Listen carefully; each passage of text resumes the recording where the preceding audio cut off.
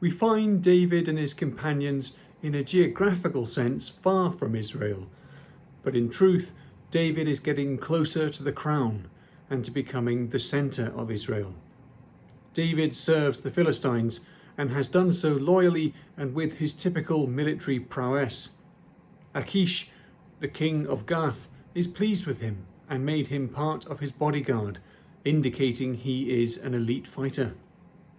The narrative chops and changes, and so it will be helpful to stitch it together at this point.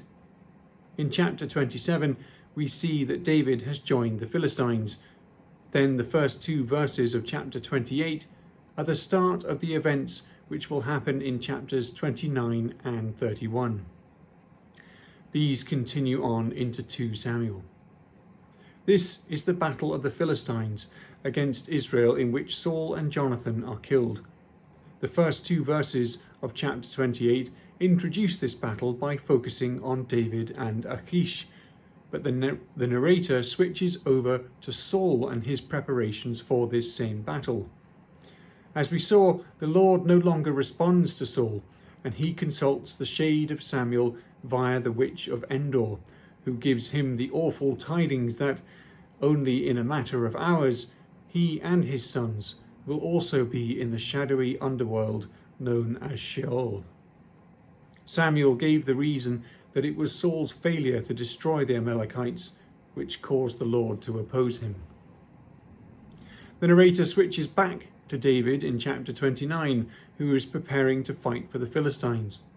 This chapter provides a much needed escape for David from having to confront Israel in battle.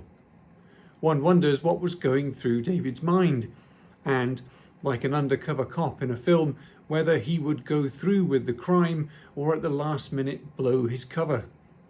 As with Abigail's intervention, David is rescued from any possible stain on his reputation. This provides the opportunity for him to cover himself with glory and to act increasingly in kingly ways. Chapter 30 then finds David and his men sent home to Ziklag from the Philistine army. The journey is 50 miles, and on discovering their total loss of home and family, they weep to the point of exhaustion. They are even minded to stone David, either because he brought this on them because of his raiding activities, as told in chapter 27, or because he failed to protect their families. However, in verse 6, David makes a choice which defines his leadership and confirms the right choice of him as king. He sought strength in the Lord his God. He asks Abiathar for the ephod because the oracular stones Urim and Thummim are housed in it. Saul does the same thing in 28:6, and, unless he found someone else to act as priest, he having killed them all earlier, he must have manipulated them himself. God did not respond, nor in his dreams or by prophets. But the one priest who escaped the slaughter was Abiathar, thus fulfilling the prophecy of the unknown man of God in chapter 2, verse 33. Thus his service to David represents the transfer of the Holy Spirit from Saul to David. God assures David of victory, so he and 600 men set out. But having just marched 50 miles home and then experiencing the exhausting trauma in Ziklag, not all the men can keep up the pursuit.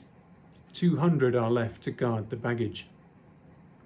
The Egyptian slave is rescued from death in the wilderness by David's men, and this mercy becomes their path to victory. The boy is an abandoned slave of the Amalekites. He begs not to be returned to his masters, as was required by the laws of the ancient Near East. But as we saw in Deuteronomy 23:26, Israel uniquely prohibits this if a slave has sought refuge. Nothing is lost in their victory. Everyone and everything is recovered. The Lord is certainly with David, who has carried out the Lord's wrath against Amalek. This will stand in contrast with the following chapter, where Saul will lose everything on account of not dealing with Amalek. It is worth pointing out that the action of chapter 30 is happening at the same time as that of chapter 31.